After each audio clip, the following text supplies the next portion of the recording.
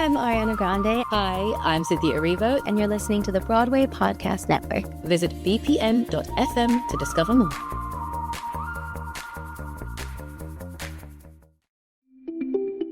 Hey friend, it's Susan Blackwell from The Spark File, your one-stop shop for creativity where our doors are open and we are cooking up some creative shenanigans, like our free creativity workshop, Finding Your Creative Community, happening Saturday, February 28th, live on Zoom. Here's a spark for you. Did you know that studies have proven that participating in healthy creative communities can lead to increased mental engagement and living a longer, more fulfilling life? Around the Spark File, we've always said smart creatives don't go it alone. Having the right group of people around us can supercharge us and provide a reason to show up for ourselves and our creativity. In this fun, free workshop, we'll explore how best to identify and participate in a healthy creative community, so you can replace creative isolation with accountability, encouragement, and inspiration. Join us for our Finding Your Creative Community workshop happening Saturday, February 28th, live on Zoom. It is free. You just have to register now at thesparkfile.com. 5 a.m. I'm up with a crisp Celsius energy drink. Running 12 miles today. Grab a green juice, quick change, and head to work. Meetings, workshops. One more Celsius, no slowing down. Working late, but obviously still meeting the girls for a little dancing. Celsius. Live, fit, go. Grab a cold, refreshing Celsius at your local retailer or locate now at Celsius.com. The Sparkfile podcast may contain profanity and other adult content. Please use your discretion. When I bump into something that inspires me, I dump it in my spark file. Could be something that I want to make or how I want to be. I pump it in my spark file.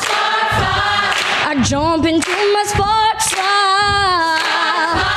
Let's open up the spark file. Welcome to the Spark File, where we believe that everyone is creative, but smart creative people like you, listener, you don't go it alone. You don't. I'm Laura Camion. And I'm Susan Blackwell. We are creativity coaches who help people clarify and accomplish their creative goals. You should know that just by listening to this podcast, you are joining a warm and wonderful clan of creatives. But hold up, you may be asking yourself, what exactly is a Spark File? A Spark File is a place where you consistently collect all of your inspirations and fascinations. Every episode, we're going to reach into our very own Spark Files and exchange some sparks. And from time to time, we may even talk to some human beings who spark us too. And your mission, should you choose to accept it, is to take some of these sparks of inspiration and make something of your own. So without further ado, let's open up the Spark File. Hi, Laura Camion. Hi, Susie. How you doing over there? I'm doing pretty well. Yeah. Every day is an adventure. You know what I just realized? I'm starting to think about how, like, when we record these podcasts, obviously, if you don't know this, spoiler alert, they don't come out the same day that we record them. So with the news being what it is, I'm always a little bit like, wow, we're going to jump right into some inspiring and exciting creativity related material. And who knows what news will be happening in the world when this launches. Who knows what happened this morning? That's right. And so sometimes that might create tonal dissonance. It could. Where you're like, well, they sound chipper today. Listen to how happy they are. We know what's happening in the world. We do. And we're also making a concerted effort, as evidenced by this podcast, to keep our heads above water so that we can be of some good. That is correct. But we know what's what. All right. Thanks for letting me have that little caveat. I'm really excited about this spark because, well, wait a sec. Are you ready to be sparked, Suze? I'm ready. You're ready. I had a seatbelt installed on my office chair and it's clicked in and I'm ready to go. Well, shoot, I won't be able to eject you from this podcast when I feel like it. Darn it. Okay. All right. You're ready to go. You're locked in. Here it is. This spark really excites me because it's a concept that helped me personally to redefine my own understanding of creativity, helped me take more ownership of what a creative being I am. It helps take the pressure off, and I see it take pressure off of our clients and helps them to take ownership of their creativity as well. So I'm super, super excited. I'm just thinking and hoping. I'm not going to lie. I always hope this, but today in particular, I'm really hoping that this concept might help a few people who are listening. I love that. Yeah. So I was talking to Philip the other day. He's one of our SparkFog clients. He's one of the most prolific creators that I've ever met. He is always working on about 5 projects at a time while finishing his master's at Juilliard, while teaching in 27 different places. Like, he just had his off West End debut last year. He is a marvel. And he said that when we shared this concept with him, the concept I'm about to share with all of you, it made all the difference to him. We talked about it maybe 4 or 5 years ago, and it unlocked a freedom and an ease that allows him to be this prolific. So I'm so excited. Okay, that was just a little evidence. All right, today's spark is an idea that we really leaned into at Blue Man Group, and we called it creation by recombination. Yes. We would sometimes laugh at what a silly name that we gave it, and it was a little bit ridiculous, but it was creation by recombination. You could think of it as a mashup. You might think of it, if you're super heady, you might think of it as evolutionary creativity, where something evolves with gradual improvements and refinements and changes, as opposed to revolutionary creativity, which is more like big bang, out of nowhere, something new exists. Mm-hmm. But at Blue Man, we called it creation by recombination. I feel like I also heard it referred to as like bleshing. If we blesh those things together, does that word ring a bell? Well, that word was used specifically as like bleshing, kind of like with the audience, and bleshing. Blushing might be the word that we used like momentarily, but most people were like, we kind of are icked out by this, our own word. So let's retire it. It was a nice try, but like, maybe no. I still catch myself saying blesh sometimes. Why don't we blesh those together? That's really funny. Yeah, no, retired. Rejected, retired. So many people have this belief that real creativity means inventing something completely original. Like, if your idea has any resemblance to anything that has ever existed, you're doing it wrong. It's disqualified. You shouldn't make it. Like, right. Oh no, I accidentally referenced something from 1974. I must retire. Forget it. I'm done. I'm a hack, right? This isn't even mine. Yeah. Or people worry sometimes like somebody somewhere has already expressed this idea or this opinion, so it's too late for me to do it. We have this tendency to think about creativity as a lightning bolt out of nowhere. I don't know. Is it Benjamin Franklin we blame for this? I don't know. But like this eureka moment, this conjuring of some 100% unique idea. This belief, I think, has the majority of people thinking that they are not creative because they don't have those monumental revolutionary ideas. Yep. But the truth is, Susan, you know this, I know this, so much creativity is about connection. It is about finding the invisible threads that connect things and ideas and people in surprising or new or different ways. It's about seeing how 2 or more things could go together that didn't seem to go together at first glance. But you see the connection. You see how it could work. And that is the unique part.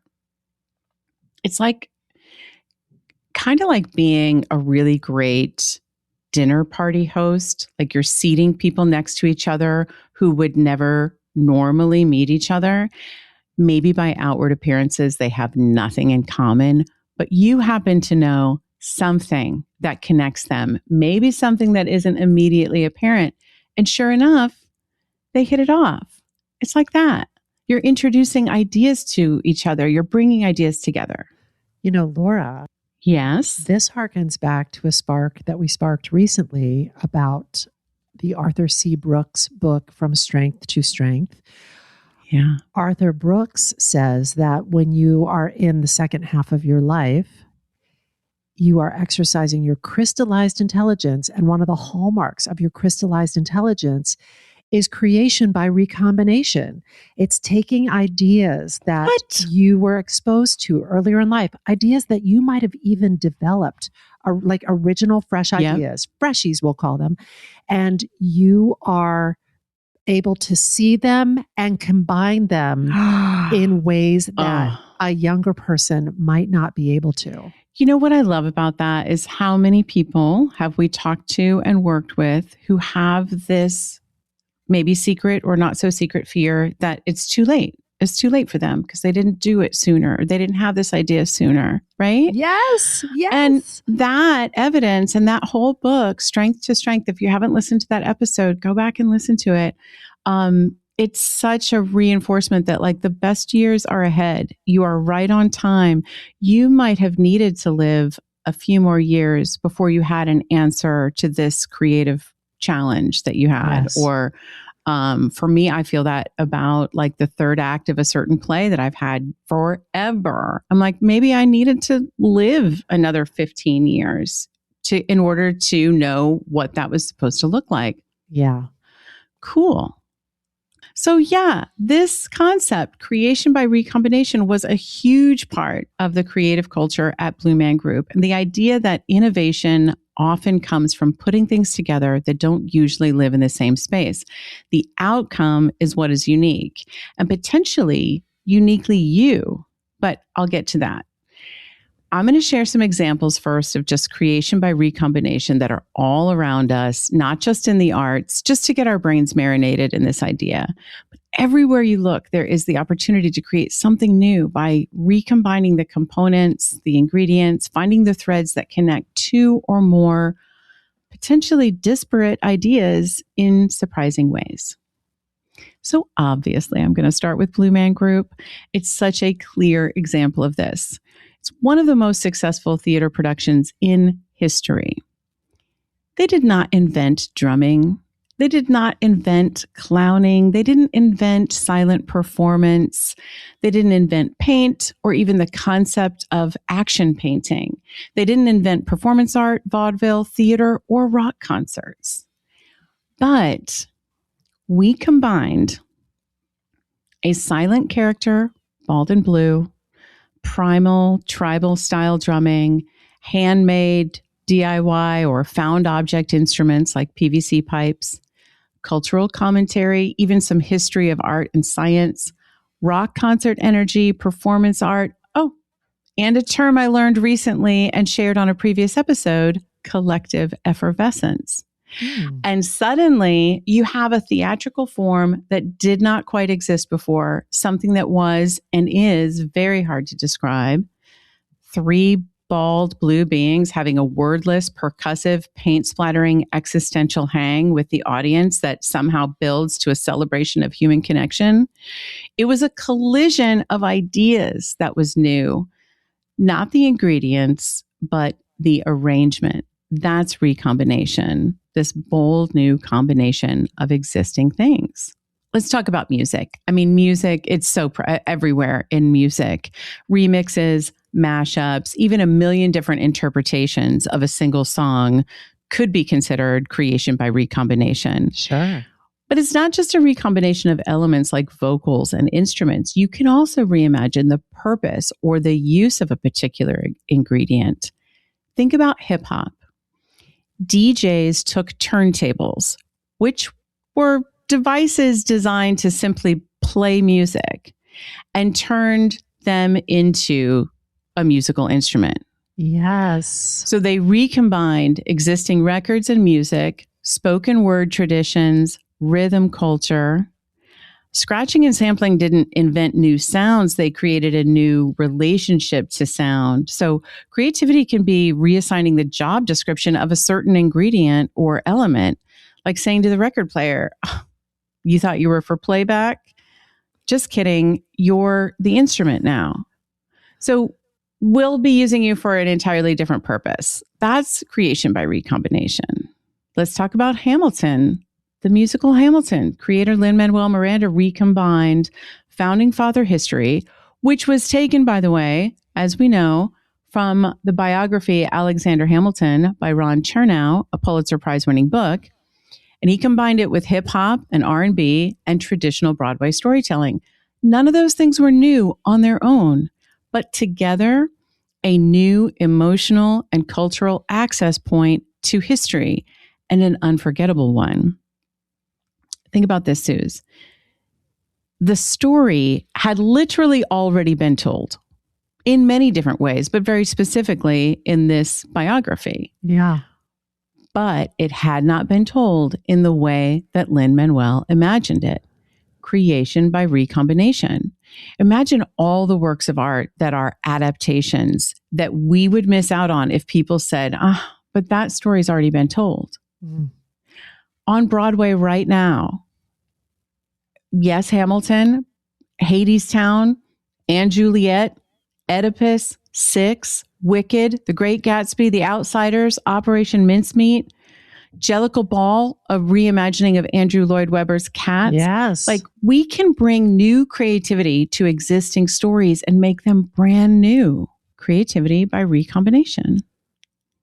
I'm thinking about scary movies. That's such a trope now in scary movies or scary movie trailers where there's something in the trailer, there's something scary, intense, and there's a song that had previously been maybe an up-tempo song. Uh-huh. And it's like, I'll be seeing you. Creation by recombination. They take something that had a completely different first life. Now it's become a trope, but yes, that is creation by recombination. That's absolutely creation by recombination. And think of all the things that wouldn't exist if the person was like, oh, but somebody's already done it. Done, or it's been said. The story's been told. Some people are like, yeah, but somebody's already thought that. I'm like, wow, we are really limiting ourselves here if we're thinking. I felt this way. I love this spark, Laura. Not to jump to the reviews, but I do. I think this is such a... Well, when the reviews are like that, let's jump right to it. I love it because I have had this vampire myself. Yeah. This is going to sound self-aggrandizing, but I remember having a conversation with the great writer, director, Richard LaGravenese. And I was like, I feel like the most hacky, unoriginal. And he was like, God, I think of you as one of the most original thinkers. And I was like, yeah, but it's all recombination. And he's like, it's new to me. That's right. New to me. But I've had this vampire. I mean, it's easy to have. It's a very, very easy trap. And one way that keeps us all like not creating. It's the easiest and oldest in the book of like somebody's already said it, done it, thought it. So never mind. Yeah. Yeah. Interestingly, Susan, you might like to know that creation by recombination is not limited to the arts. Science does this too. Like we do, it's everywhere. You can see it in every industry. Gutenberg and the printing press. Okay. The entire reason that we have books, newspapers, and everything else, propaganda, leaflets, flyers, everything. Thank you, Gutenberg. The printing press, he took a wine press mechanism that was a machine that was used to press down on a vat of grapes just to extract the juice. But instead of using it to extract juice, he adapted the machine. He reimagined it so that you could press paper down onto typeface that was already inked. So he took a wine press and added metal casting techniques and ink innovations and paper. Different industries, one system, total revolution. Amazing. And also creation by recombination, one of my favorite musicals of all time, Gutenberg the Musical. I mean, That really is one of my top 5 favorite So musicals. good. I love it. And so many stories can be told in so many ways. It's Yes. such a good reminder that I love this. breakthroughs can come from borrowing across fields, like looking to other sources. All these other areas can be such creative fuel. Science, space, astrology, psychology, quantum physics. Like ideas are freaking everywhere, friends. Everywhere. Here's a tech example of creation by recombination. How about that smartphone that we carry around every day? It's a phone, a camera, GPS, computer, music player, and internet browser. Not one of these things was new. Not one thing was new. The innovation was the convergence, bringing them all together, and then the design of the thing. So you stack enough things together and suddenly it's a whole new thing. Yes. And I'm thinking all the way back to Hedy Lamarr. We did a great Spark about the amazing Hedy Lamarr and that mind. Yep. Originally, that cell phone technology, she was the remote control on her TV. She was like, Hey. there's something about the way that this remote control is communicating with the TV, and it is the foundation of cellular technology. Crazy. It's iterative. It's evolutionary. Yes. It's evolutionary creativity. Love this. Matt Goldman talks about this all the time. It's just like a simple example of it is like, we're not using the same arrowheads that we used, thousands of years ago. They have gradually evolved into what they are now, like much more lethal. And that's just gradual evolution. Yeah. Speaking of evolution, let's talk about Darwin, this little science example. Darwin and his little theory of evolution, if you need a refresher, this is the theory that species change over time through natural selection, where organisms with traits that are better suited to their environment are more likely to survive and reproduce. Darwin didn't come up with this theory just by observing birds, oh, there it is. There's the answer. He was influenced by breeding practices, geology, and economics. When I read that, I was like, what? Economics? What? He applied concepts of competition, cost-benefit analysis, and the survival of the fittest to explain how limited resources force organisms to compete, driving evolutionary change through differential reproduction. So this is creation by recombination. Ideas from multiple fields are all evident and used in the theory of evolution. So innovation can be pattern recognition across domains and having the courage to say, wait just a second. I think these things are connected. I see something here. So, Susan, these examples are just the tip of the iceberg. Truly, humans have survived only because of our ability to use evolutionary creativity. We are constantly taking existing materials and ideas and evolving them to come up with new solutions, like arrowheads, right? The really exciting news for everyone who's listening is this. If creativity is recombination, then your personal little weird mix of interests is a huge asset. We know some people who love to rap and are excellent tap dancers. They are using it. We know cheese professionals who are also actors and storytellers. They are using it. We know tour guides who are stand-up comedians. They are using it. Your side passions or your side jobs, they're all raw material. And exposure to different perspectives and different ideas only feeds your creativity. Chris Wink, one of the original Blue Men, he had a job transcribing science articles in the 80s when they were creating Blue Man Group. It's no coincidence that the original show explored ideas like urban isolation and information overload. These were all things he was reading about and transcribing in his day job. Yes. Chris Wink and Phil Stanton, another one of the original Blue Men, worked as cater waiters in New York City. That's right. They famously worked Andy Warhol's wake. But at this job, I know. Can you believe it? I'm like, ooh, I want to know. I love just picturing that. Wow. At this cater waiter job, when they were bored, they would toss little hors d'oeuvres across the room at each other and catch them in their mouths. This skill became the centerpiece of a Blue Man segment where they toss paintballs and marshmallows across the stage, catch them in their mouths, and eventually make art out of them. Side job, every weird little quirk about you, every weird little thing you like to do, all goes into the mix.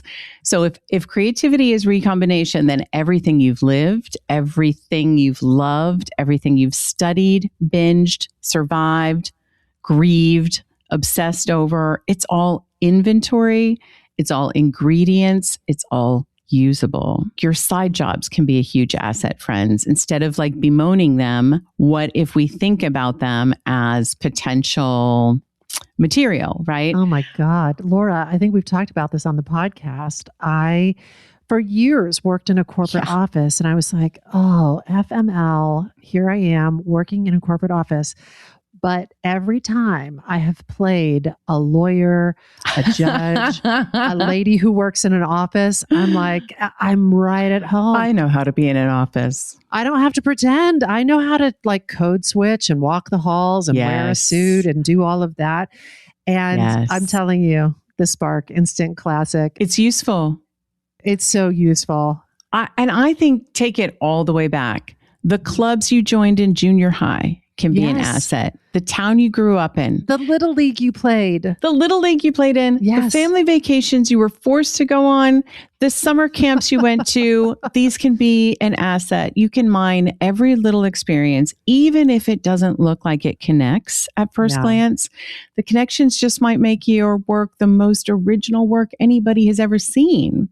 Like we have heard and seen people say things like this, like, oh man, I'm just so scattered. I like neuroscience and musical theater and spreadsheets and gardening. I really have to focus.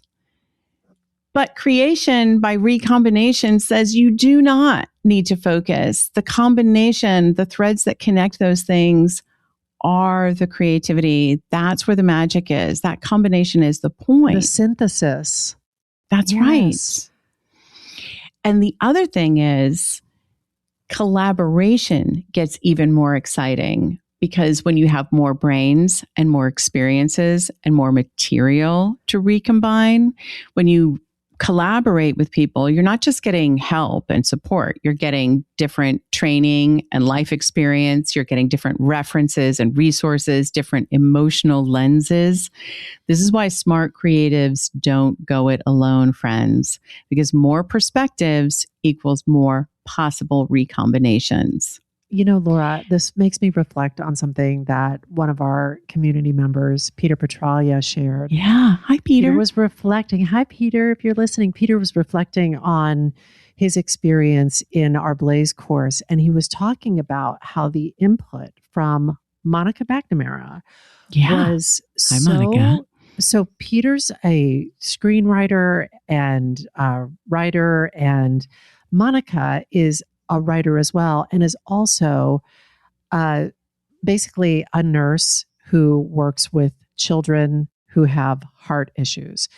And I remember Peter talking about how useful Monica's input was on Peter's writing. That's right. And that may seem very out of left field, but I think it speaks to this. It does. In fact, I was just going to say that with creation as recombination, the input diversity matters, meaning like the diverse, potentially disparate, completely different perspectives all strengthen it. So talk to people outside of your field. Talk to people who are different from you, who were born in other places or born at different times. Read things that you don't have to read for your job, just things that fascinate you, even if you don't know what their purpose is going to be yet. Wander museums, watch documentaries, listen to podcasts, walk new neighborhoods, listen to music. Oh, and Susan, listen if you can. This is such a fun thing to do. learn how music was created, because there are incredible stories like how John Lennon and Paul McCartney would bring in entirely different scraps of songs. I mean, completely disparate. Like I have a song and I have a song. Their producer, George Martin, aka the fifth Beatle, would see a connection that no one else saw and no one else heard and combine them. Wow. Most famously, the song We Can Work It Out. So Paul came in with the try to see it my way. Da, da, da, da, da. If you thought I was going to sing on this podcast, you are incorrect. I'm not going to, but you actually just did. No, barely. That doesn't qualify.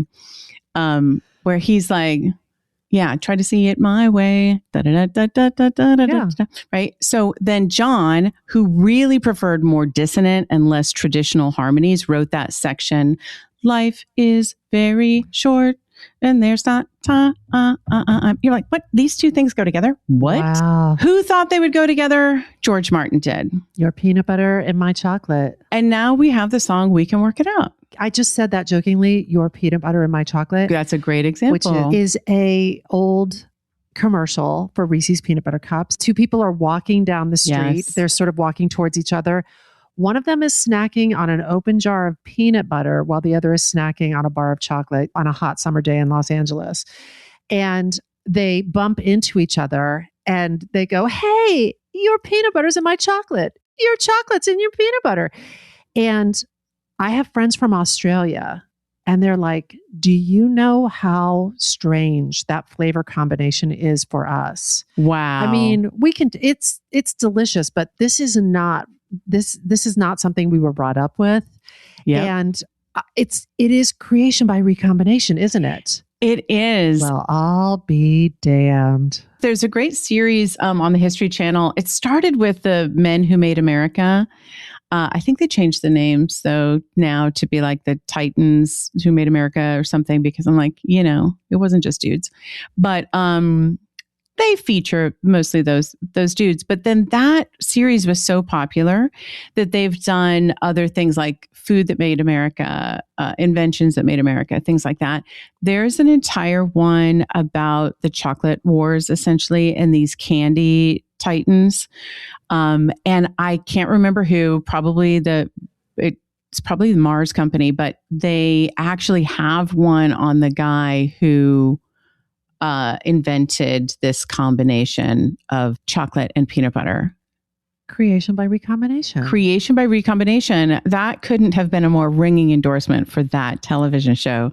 But I am a nerd and I do like to watch all of those things. So look it up. Look it up. All right. So the really fun thing is that everything we just described, like all those things that you can do, we call it spark generating.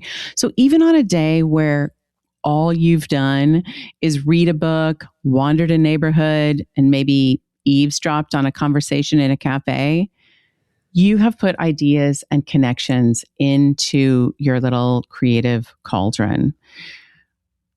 We don't have to see these activities as procrastination, but as idea gathering or spark generating. Your job is not to avoid other influences. It's to combine your influences in a way that only you would. The filmmaker Jim Jarmusch, who many people would say is quite original, he actually says, nothing is original. Steal from anywhere that resonates with inspiration or fuels your imagination. Authenticity is invaluable. Originality is non-existent. Yes. That to me is everything right there. Authenticity is invaluable. Originality is non-existent. Stop trying to be like, am I the first person and the only person who has ever thought this or imagined this? It doesn't matter. It doesn't matter. Authenticity, on the other hand, if you do it in a way that is uniquely you and only you, it's going to be something new. It's going to be something interesting, and you're going to cause us all to think in a different way. And someone else is going to build upon what you did.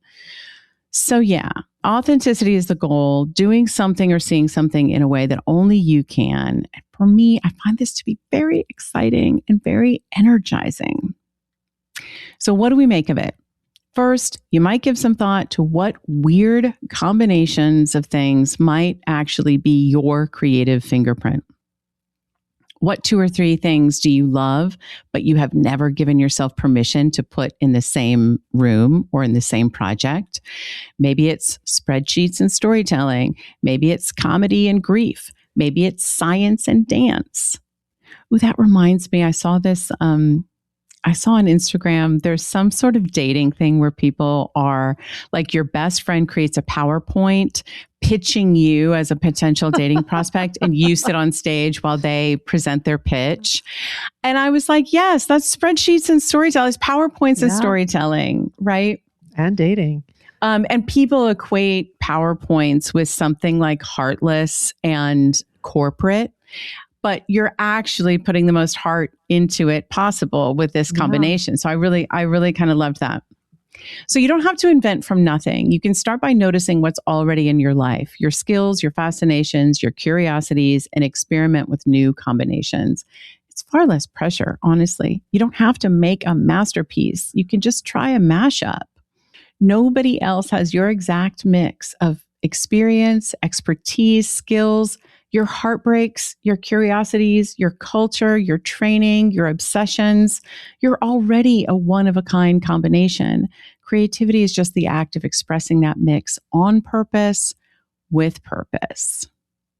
I'm going to leave you with a little thought from Mark Twain, who said, "There is no such thing as a new idea. It's impossible.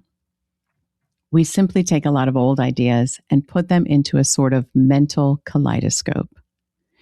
And there's no other mental kaleidoscope like yours, friends. So go forth and try some creation by recombination. Laura, instant classic. Thank you, Suze. Instant classic. Thank you. This was fun. Creation by recombination. I love it. I love it. And I hope it brings a lot of people, as you were saying at the outset, a lot of peace. And freedom. And freedom, my favorite of all. I was going to say, like, this has everything, because to me, like, authenticity is number one. It is, I know it's my life's purpose is to try to, like, I'll be working my whole life to try to become the most authentic version of myself. And it has freedom, which is your life's purpose. And I am just like, yes, this is what it's all about. Love it. I love it. Thank you, Laura Camion. You're so welcome. Great spark. Enjoy. I think that's it. This episode of The Spark File was made on the lands of the Lenape and the Mohican people. And as always, we hope it put another bunch of sparks in your file. Listen, if there's a spark that you'd like us to explore, or if you'd like to learn more about how to coach with us to accomplish your creative goals, you can email getcreative@thesparkfile.com or reach us through our website, thesparkfile.com. We'll even happily take your feedback, but you know the price of admission. First, you have to share a creative risk that you have taken recently. You can follow us on social @The Spark File and be sure to subscribe, rate, maybe even 5-star review this podcast. It's something that you can do that really helps other listeners to find us. Also, if you liked this podcast, we hope you'll share it with people that you love. And if you didn't like it, you can create and recombinate yourself right on out of here. If something lights you up and gets your creative sparks flying, you know that we are writing you a forever permission slip to make that thing that's been knocking at your door. It's your turn to take that spark and fan it into a flame. You know, you got to take it and make it. I feel like I'm going to see the world differently because of this episode. I think you're going to see recombination everywhere. Everywhere. When I bump into something that inspires me, I dump it in my spark file. Could be something that I want to make or how I want to be. I pump it in my spark file. I jump into my spark file. Let's open up the spark file.